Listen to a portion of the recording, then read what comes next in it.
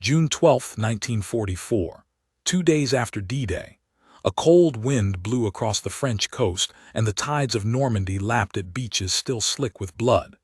Inland, the Allies were advancing, cautiously, methodically, every hedgerow a trap. But the real miracle wasn't on the front line. It was buried under sand, wrapped in cable, and humming silently beneath the English Channel. A German Abwehr radio operator in Calais leaned back from his receiver. He rubbed his temples. Something was wrong with the transmissions. For days, encrypted reports from agents in Normandy spoke of strange construction along the southern coast of England before the invasion. Dozens of naval vessels converging not just to land tanks, but to drop reels. One agent described something absurd: drums the size of cottages being lowered into the sea. Another had seen convoys of trucks hauling what looked like industrial piping into small coastal towns near Portsmouth, Bournemouth, and Southampton. But the numbers didn't make sense. Thousands of tons of pipe, dozens of laying ships, and more than 200 engineers, all assigned to something the Americans and British only referred to in code as PLUTO. Pipeline under the ocean. It sounded ridiculous. Fuel under the sea. The Abwehr dismissed it. Until the flow began.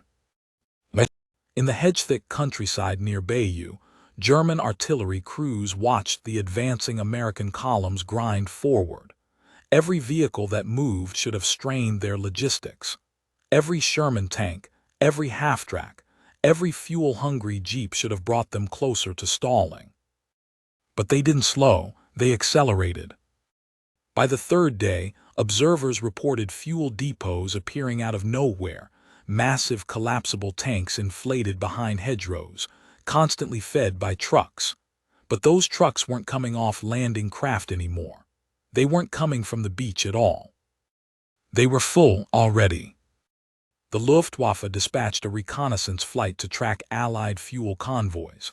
The pilot followed the roadways back to the beaches, then inland, then lost the trail completely near Isigny. No fuel ships, no fuel columns, but the tanks kept moving. The aircraft returned with photos showing no major port facilities in operation, only endless convoys heading east from nowhere. It was the first time the German High Command wrote the word in red ink on an intelligence report: PLUTO. Back in England, at a heavily guarded compound near Dungeness, an RAF intelligence officer stood on a platform staring down at a metal reel taller than a two-story house. Around it, Royal Engineers guided thick black cable into the belly of a modified cable-laying vessel disguised as a merchant ship. The pipeline, barely 5 inches across, would stretch over 70 miles under the sea floor, but the inside of that pipe was not empty. Inside would flow millions of gallons of petrol, from Southampton to Cherbourg, and from there to the front. The math was staggering. The Allies were burning over 3 million gallons of fuel per day. Every armored division needed 35,000 gallons to move just 10 miles. The Germans knew that. They expected it to slow the Americans down, to strangle them. Instead, the Allies would flood France with more fuel than the Wehrmacht had in all of Western Europe. And it would arrive in silence, under the sea, pumped by stations disguised as ice cream parlors and barns. In Paris, a senior Abwehr officer read the decoded transmissions in silence. His staff had gathered the first captured Allied documents referring to PLUTO. Codebooks had been recovered from a dead British commando near Caen. They referenced codenames like HAIS and HAMEL, 2 types of pipeline cable, one rigid, one flexible, both coiled onto enormous drums nicknamed conundrums by British engineers. He stared at a map with trembling fingers. If true, the Allies had already laid over 60 miles of undersea pipeline between Shanklin and Cherbourg. They were planning more. He lit a cigarette, exhaled, and said nothing for a long moment. Then he finally whispered, "They've turned the ocean into a fuel depot." On the ground in Normandy, Sergeant Jack Brodie of the 2nd Armored Division leaned against a jerry can beside his Sherman tank. The engine idled, full of fuel. He hadn't seen a resupply truck in days, didn't need one. Every morning, a portable bladder the size of a small tent appeared behind the hedgerow, full to bursting. His driver called it the gas balloon. No one questioned where it came from. The tanks rolled, the guns stayed hot, and the Germans kept falling back. That night as they camped near St. Lo, Jack sat on his tank and stared into the dark fields. Somewhere out there, the Germans were still watching. Somewhere out there they were asking the question, how are they still moving? He smiled and tapped the Garand rifle across his lap. They'll figure it out when we're in Paris. German engineers in occupied France worked by lantern light that same night, poring over signal intercepts and photographic negatives. What they saw made no tactical sense. The Allies weren't building ports. They were building something below the ports. Allied engineers had rigged entire underwater pumping stations from captured ports in Cherbourg and Arromanches. Under the cover of Operation Fortitude and D-Day, they had connected them to undersea lines extending from England. One spy reported seeing a camouflaged building near Sandon with nothing but a chimney and a painted sign that read, Café. Underneath it, a rotary pump capable of pushing over 500 gallons per minute through the seabed. It was too elegant, too subtle, and too late to stop. One engineer whispered aloud, as if to the sea itself, "They're feeding an army from across the water." The German front along the Seine began to collapse in August. Fuel-starved panzers were abandoned. Trucks sat idle. Men marched on foot while American mechanized divisions surged forward without pause. Even when bridges were blown and depots destroyed, the Americans didn't slow. The fuel kept coming. By the time the Allies reached Paris, the PLUTO network had pumped over 1 million gallons into France. And it was only the beginning. What shocked German spies wasn't the technology, it was the silence. No bombers, no convoys, no noise, just the constant, invisible pulse of liquid power beneath the waves.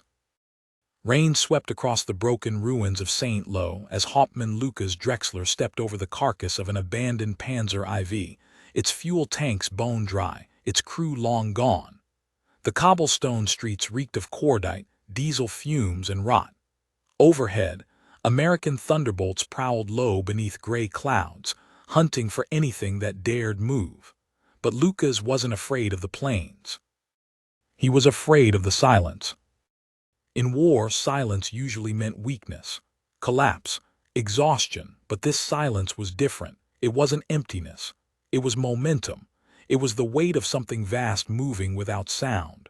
Something that didn't slow down, didn't run out, didn't rest. That silence had a name, whispered across the shattered German lines like a ghost. PLUTO. He didn't want to believe it, no trained officer did. The British and Americans had always been good at deception. They built dummy tanks out of wood, deployed entire phantom divisions made of inflatable trucks, and used actors to sell lies to Luftwaffe reconnaissance. Surely this pipeline nonsense was another trick, but Lucas had seen the real proof with his own eyes. He'd been stationed outside Caen a week earlier when the Americans overran a forward depot. Their Sherman tanks didn't idle. They charged, even when the supply roads were cratered. He remembered watching a team of GIs inflate what looked like a massive canvas sack behind their armor, and within minutes, that sack was full. A flexible tank, no fuel truck in sight. It filled again the next day, and the next. One of his men joked they must be pumping it from the heavens. Lucas didn't laugh. Beneath the English Channel, pressure valves hissed open at a relay station just off the coast of the Isle of Wight. At first glance, it looked like a naval maintenance building. Civilian workers moved in and out, some in overalls, some in Royal Engineer uniforms. But inside, turbines spun relentlessly, feeding thousands of gallons of aviation spirit and motor fuel into steel-ribbed pipelines that disappeared beneath the waves. What made it remarkable wasn't just its engineering. It was how completely invisible it all was. A pump disguised as a boathouse, valves concealed beneath wooden planks, power stations hidden behind pub facades and fishing sheds. Even the German spies who'd infiltrated southern England, several posing as dockworkers, missed it. Until it was too late. American tankers near Falaise barely registered how strange it was that they hadn't run dry once since landing. Corporal Eddie Morales, a driver in Patton's Third Army, had been burning through fuel like water. In July, he was told to expect strict rationing. By August, they were driving almost non-stop. He and his commander used to count every gallon. Now they barely looked at the gauges. Every forward unit carried instructions. If you see a green flag on a roadside pump station, stop and refill. It'll be full, always. And it was. Morales refueled once behind a hedgerow using nothing but a length of hose and a rubber bladder that had been dragged in by two engineers on bicycles. They smiled, gave him a thumbs up, and pedaled off. No trucks, no convoys, just fuel, endless fuel. It felt like magic, but it wasn't magic, it was PLUTO. In Berlin, a crisis brewed behind closed doors. Field Marshal Rundstedt's staff reviewed intelligence summaries with grave expressions. The Allies were no longer relying on the ports they had seized. Cherbourg had been damaged beyond immediate use. Le Havre was still in German hands. Antwerp wasn't operational yet. And yet, fuel dumps were growing behind the Allied lines. It wasn't just that their vehicles were moving. It was that they were moving faster, farther, and more often than German planners thought possible. The calculations no longer held. What broke the model wasn't the front, it was the back, logistics.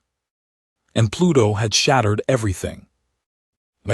In August 1944, the Allies initiated Operation Dragoon, the landing in southern France. Simultaneously, another leg of PLUTO began construction out of Dungeness. Over 1,200 miles of pipeline were now being fabricated, coiled, and loaded aboard ships. Most of it went unseen. It was laid by night under escort in narrow weather windows. German U-boats never found the lines. Luftwaffe bombers never knew where to strike. By September, over 3 million gallons of fuel had been delivered to the continent through seabed pipelines. Not a single Allied unit stalled for lack of fuel. German soldiers retreating through the Loire Valley abandoned more than just vehicles. They left behind half-full barrels of diesel, entire columns of trucks parked on roadsides, and anti-aircraft guns without fuel to reposition. They watched, stunned, as American convoys rolled past at speeds no Wehrmacht logistics officer could have imagined possible. PLUTO didn't just supply the tanks. It made them faster, it made them endless. The intelligence services tried to issue countermeasures. Mines placed along suspected routes, submarine nets along potential seabed paths, but they were too late. PLUTO wasn't a single pipe, it was a system. Dozens of lines, redundant, invisible, resilient. By the time Berlin knew where to strike, the Allies had already rerouted. In a command dugout near Metz, a German colonel listened to reports coming over the wire. Enemy mechanized units advancing 20 kilometers beyond last estimate, his aide said, voice trembling. They are not pausing. We assumed a refuel delay. Then your assumption was wrong, the colonel snapped. He stared at a map littered with red arrows. There were no gaps in the American advance, no logistical pauses, no predictable stops, just movement. He rubbed his eyes and whispered, "How are they doing this?" No one answered. Back in Paris, days after the city's liberation, Allied engineers celebrated the first full operational cycle of the Cherbourg-PLUTO line. The pumps had delivered nearly 5,000 tons of fuel to France without a single day of interruption. Even as troops paraded through the Champs-Élysées, tankers across France were drawing fuel from the sea. The press didn't know it yet. The Germans were only beginning to realize it. But in every battalion mess, every command tent, every supply depot, one truth echoed louder than any marching band.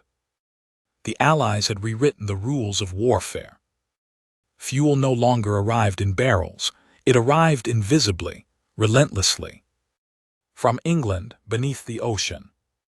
Snow came early in the Ardennes that winter. By December 1944, the trees sagged under white weight and the roads iced into death traps, but the tanks kept moving. Inside a Panther turret buried in camo netting near St. Vith, Obergefreiter Walter Meissner checked his gauges again. Empty. He radioed command, no fuel, again. 2 kilometers north, a Panzerschreck crew had already abandoned their half-track and were trudging through the snow on foot, carrying the launch tube between them like pallbearers. The offensive was collapsing, not from American guns, not yet, but from a ghost. The Wehrmacht had no fuel. The Luftwaffe couldn't fly.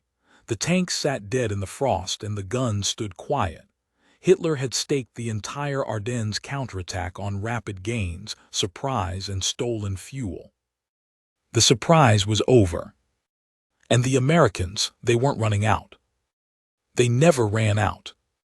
The 761st Tank Battalion crept forward under a gray sky. Their Shermans crawled through ankle-deep snow and over frozen roads. Sergeant Leon Whitaker squinted ahead, breath fogging the periscope, scanning for tigers. His tank was full. Not because of luck, not because of a lucky supply drop, but because the engineers back at the temporary depot outside Liege had received another shipment, not from trucks, from the sea. Fuel that had crossed the channel without ships, fuel that flowed without barrels. PLUTO. He didn't know the name. He didn't need to. He only knew the tank kept moving. That was enough. In a forest clearing east of Bastogne, Hauptmann Drexler watched another unit abandon its last Panzer IV to the snow. The crew stripped the gun breech and smashed the radio with rifle butts before setting a thermite grenade inside. Then they walked away. Drexler had read the reports. He'd seen the maps. And now he had to admit what he never thought possible. The Americans had created the most advanced logistics system in the history of warfare, and they'd done it invisibly. PLUTO was not just a pipeline. It was a weapon. A silent, flowing weapon that struck without warning, that kept the American war machine fed even when ports were closed, roads cratered, and weather turned every rail line into a frozen coil. What shocked Drexler most wasn't that it existed. It was that the Germans never even saw it coming. Back in England, at a pumping station near Dungeness, technicians in oil-stained overalls monitored pressure gauges by lamplight. One line had been rerouted after the Cherbourg head had been damaged by shell fire. Within hours, fuel was flowing again via the alternate undersea route to Boulogne. The system was redundant, modular, decentralized. If one segment failed, 2 more took its place. By the end of 1944, over 32 pumping stations were operational. The British Ministry of Fuel calculated that over 180 million liters had already been delivered across the channel, without a single German bomb ever touching the pipelines. The genius wasn't in the steel or the pressure, it was in the concealment. Pumps inside pubs, valves under barns, entire fuel depots hidden in groves behind ancient hedgerows. No enemy reconnaissance ever saw the whole system. At a staff briefing in Berlin, General Alfred Jodl slammed his hand down on a briefing file marked Englander Pipeline. "We misjudged their reach," he said. "We thought they'd overextend, that their armor would outrun supply, but they didn't." He turned to the intelligence officer who had compiled the report. Tell them what you told me. The officer swallowed. We estimate their pipeline delivery capacity now exceeds 3,500 tons per day. That's enough to supply 4 armored divisions simultaneously. Silence. General Guderian muttered from across the room. They built an oil bridge under the sea, and we're still rationing. In Reims, as Patton's men pushed east toward the Rhine, fuel stations appeared seemingly overnight behind the front. Some were housed in canvas tents, others inside captured French barns, but all bore the same markings: U.S. Army Fuel Service. And they never ran dry. Tankers called them the ghosts. No matter how far forward they drove, a fuel depot would be there, waiting, already full. Engineers had become wizards. Trucks were obsolete. Pipes whispered beneath the soil, running between hills and streams, invisible to every enemy eye. Even the frontline grunts joked about it. We fight, they fly, the tanks roll, and the gas just appears. They never saw the pump, never saw the station, never saw the line. Only the result. A captured German officer near Metz, when interrogated, told his American counterpart, "You fight with factories, not with men. The Garans, the Shermans, the Mustangs, but most of all the fuel." The Germans had always expected the Allies to falter when they hit the wall of logistics, but that wall never came. Every time they thought the Americans had reached their limit, another wave rolled forward. The pipelines kept the tide rising. In February 1945, British engineers completed an expansion of the network, laying a new line from Sandown to Dieppe, through which aviation fuel could flow directly to airfields along the coast. Within weeks, American Thunderbolts and Typhoons were taking off daily from forward strips without ever having needed a tanker truck to reach them. Fighter wings that should have been grounded by rain, mud, and winter were still flying sorties, 5 per day, every day. PLUTO was now feeding not just the armor, but the skies. By March, German agents still operating in France could no longer trace the fuel supply chain. Every known road had been bombed, every port congested, but the tanks kept coming. The jeeps rolled.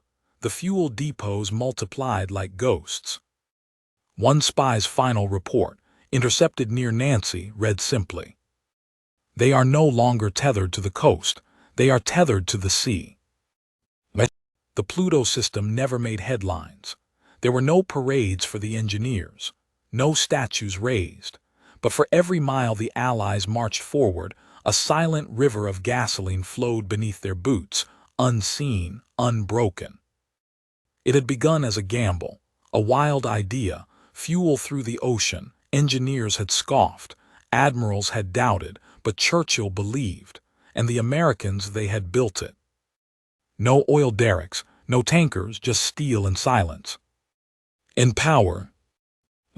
By the first days of April 1945, Germany had no more illusions. The Rhine had been crossed. The Siegfried Line, once proclaimed unbreakable, had been chewed into ruin by artillery, Shermans, and endless infantry waves backed by something the Wehrmacht could no longer match: fuel. The 3rd Armored Division alone was drinking 200,000 gallons a day, moving faster than any European army had ever dreamed possible. That number should have been impossible. The roads were cratered, the bridges gone. German saboteurs had blown every pipeline and rail junction they could find. And yet the Americans rolled forward, on schedule, without pause. They had never needed the roads, because the oil had come through the seabed. In a small farmhouse outside Göttingen, a captured Abwehr operative sat silently as Allied interrogators placed photographs before him. They showed the ice cream parlors along the southern coast of England, but now the photos were labeled with their true purpose: PLUTO pumping stations. Another showed a massive rotating drum aboard the HMS Conundrum. a floating reel the size of a lighthouse that had laid undersea cable across the channel under cover of darkness. The operative stared at the photographs for a long time. Then he asked for a cigarette. "They made fuel a ghost," he said. "That's how they won." Somewhere along the Autobahn near Kassel, Major Hiroshi von Halder, one of the last German staff officers still trying to map the Allied advance, pulled over in his Kübelwagen and stepped out onto the shoulder. He looked at the American vehicles pouring past a ridge 2 kilometers away. Shermans, Stuarts, half-tracks, engineers, motorized infantry. None of them stopping. He opened his notebook, scribbled a few notes, then realized something chilling. There were no fuel convoys behind them. None. He flagged down an enlisted radio operator in a motorcycle sidecar and shouted, "Where are their tankers? Their trucks?" The soldier shook his head. "There are no trucks. We haven't seen one since the Ardennes." Von Halder stared at the horizon. "What feeds them?" By mid-April, Allied engineers had connected PLUTO extensions to internal pipelines running through Belgium and Luxembourg. It was no longer a beach-to-depot operation. The fuel now flowed across entire countries. Mobile bladders were deployed to new staging grounds daily, filled at night, relocated before dawn. Reconnaissance aircraft flown by the Luftwaffe captured images of U.S. troops fueling vehicles from sources hidden under tarps, inside ruined barns, and even from hatches in the forest floor. They couldn't trace the origin. There were no fuel trains, no resupply ships, just tanks, jeeps, aircraft, and the rhythm of a war machine that had no heartbeat pause. In a crumbling factory outside Weimar, a German officer received a final transmission from an intelligence cell in occupied Holland. The message was fragmented, coded, but one phrase burned through. "Pluto flows like blood. We cannot cut its veins." He dropped the receiver. There were no more answers. Sergeant Leon Whitaker stood at the top of a hill, overlooking the ruins of a German fuel depot near Eisenach. The flames still danced as black smoke curled into the spring sky. They hadn't needed it. By the time his division arrived, the tanks had been topped off from a flexible line hidden under canvas netting, plumbed into a valve tapped by engineers less than 24 hours earlier. Whitaker glanced at the black hose, humming faintly under pressure. "I don't know how it gets here," he muttered, "but it gets here." He crouched by the valve, placed his palm against the rubber. He could feel it, a pulse, not hot, not cold, but steady. Like a vein. The Red Ball Express, the famed truck convoy supply line, was already being scaled down. With the liberation of ports and cities and the PLUTO lines in full operation, the demand for highway fuel haulers had dropped dramatically. In its place, buried infrastructure, underground tanks, flexible hoses, collapsible bladders. The new battlefield wasn't fought above ground anymore. It moved beneath it. When General George Patton walked through the fuel staging area at Bingen am Rhein, he barely glanced at the equipment. He had expected to see hundreds of trucks, barrels stacked high. Instead, he saw a series of black lines running across the grass into a cluster of low-profile containers the size of bathtubs. One of his aides explained that engineers had rerouted the latest pipeline 2 days earlier. It now ended 15 miles behind the front. He nodded once. "Keep it flowing," he said.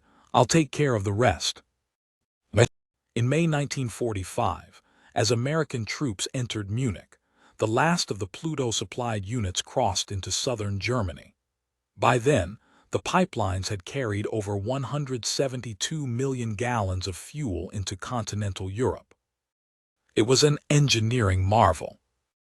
But it was never shown on a map. No enemy soldier ever saw it with his eyes. No bomb ever fell directly on its path. It was everywhere and nowhere. By war's end, captured German files were littered with desperate intelligence references. Supply projections broken. Pipeline operation exceeds forecasted volume. Fuel movement untraceable beyond coastal entry. Enemy armor exceeds endurance limits of mechanized doctrine. They couldn't understand it, couldn't predict it, couldn't stop it. Because they never found the source. The Allies had made the English Channel a bloodstream, and the pipelines its arteries. The war in Europe ended in May 1945. Berlin fell, the Reich surrendered. But long after the last rifle had fired, after the last tank rolled into Vienna, the pipeline still hummed quietly beneath the soil, pumping fuel that would now feed not invasion, but rebuilding.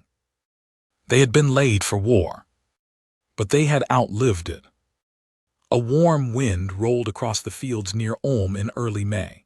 The hedgerows were blooming again, broken walls now overgrown with green.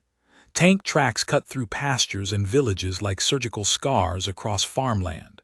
American supply trucks moved in pairs, slower now, cautious, but still full. Behind every line of armor, behind every gun battery and engineer battalion, the quiet pulse of war remained. Hidden, efficient, ceaseless.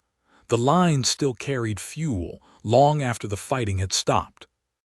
The pipelines had no flags, no thunderous victories, no glory, but they had been the difference between a moving army and a stalled one, between a breakthrough and a bloodbath. In Munich, American military engineers convened for the first post-combat logistics report. They tallied numbers, distances, and fuel volumes, printed on long rolls of wax paper telemetry charts from pump houses and tank farms. The final count stunned even the planners. Over 180 million imperial gallons delivered through PLUTO between August 1944 and May 1945. Enough to supply more than 1 million vehicles. Enough to roll halfway across Europe without stopping. Enough to make the Allies unstoppable. A British colonel, seated at the far end of the table, folded his reading glasses and murmured, and they never saw a single drop of it coming. In a Bavarian barn that had once quartered panzer grenadiers, American mechanics refueled a column of half-tracks using a collapsible canvas reservoir the size of a mattress. No trucks had delivered it, no trains, just the pump. 2 Army engineers, barely out of their teens, checked the pressure gauge and nodded. One wiped sweat from his brow and said, "This line goes all the way back to the coast." The mechanic raised a brow, "To Cherbourg." The kid shook his head, "Farther, the Isle of Wight." The mechanic blinked, "You're kidding." "Nope," pumped under the channel, right under Jerry's nose. He laughed once, not in disbelief but admiration. Then he went back to refueling. The war was won, and yet the fuel still flowed. In Berlin, the fire still smoldered. Soviet tanks clattered across empty boulevards, and German officers, stripped of rank and command, stared blankly from cell walls. One of them, a former logistics planner, paced in silence before a British interrogation officer. He had been captured near Bremen with a valise full of radio intercepts and maps, most of them useless. But one, labeled simply Pipeline, was different. It contained estimated volumes, suspected routes, and a faint pencil sketch of the southern English coast with dotted lines spreading toward France like veins. The British officer tapped the page. "How close were you?" The German laughed, thin and bitter. "Close enough to understand it would destroy us, too late to stop it." He paused, eyes narrowing. "You didn't win with rifles, you didn't win with tanks, you won with silence." By June 1945, as American forces began withdrawing from forward posts and repositioning for occupation duties, the PLUTO lines began their final task, not supplying war, but stabilizing peace. Military fuel was diverted to rebuilding French and Belgian infrastructure. Aviation fuel was pumped into emergency relief depots for displaced civilians. Engineers who had once marched behind tanks now rode bicycles to check pressure valves hidden beneath orchard fields and burned-out rail yards. The war had stopped. The system did not. It wasn't until after VE Day that the full scope of PLUTO was declassified. Reporters were stunned. The story broke in July. Articles in the Times and Stars and Stripes described the secret engineering marvel that had fed the Allied war machine under the ocean. The public was astonished. They had seen the landings, the battles, the parades, but they had never heard of the fuel that made them possible. The article quoted a Royal Navy admiral who had visited the Isle of Wight pump stations. He'd called PLUTO the quietest act of war I've ever seen. Decades later, a retired British sapper stood near an abandoned pump house on the Shanklin coast. The sea breeze whipped at his coat as he looked out across the waves. He pointed to a rusted cable that emerged briefly from the rocks before vanishing again under the surf. "Most people never even noticed it," he said. "That's the best kind of weapon, isn't it? The one no one sees until it's too late." His grandson asked, "Did the Germans ever find it?" He smiled. "Only after they were losing."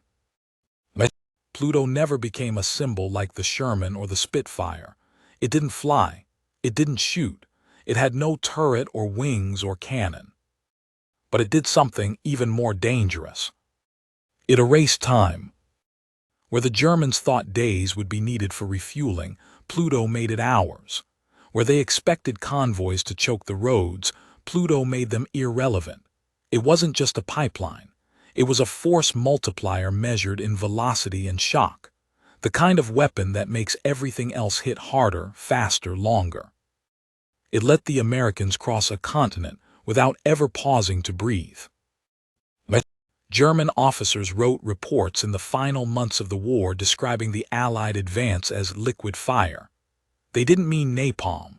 They meant fuel, movement, momentum that never faltered. They described an army with infinite legs. They had never seen the legs. Only the footprints. The pipelines were eventually decommissioned, the pumps shut down, the valves sealed. But the knowledge remained. The doctrine changed. From 1945 onward, logistics was no longer a branch of war. It was war. And every war planner who came after studied the lessons of PLUTO. Don't wait for fuel. Don't carry fuel. Be fueled always. From under the ocean, from behind the hedgerow, from nowhere.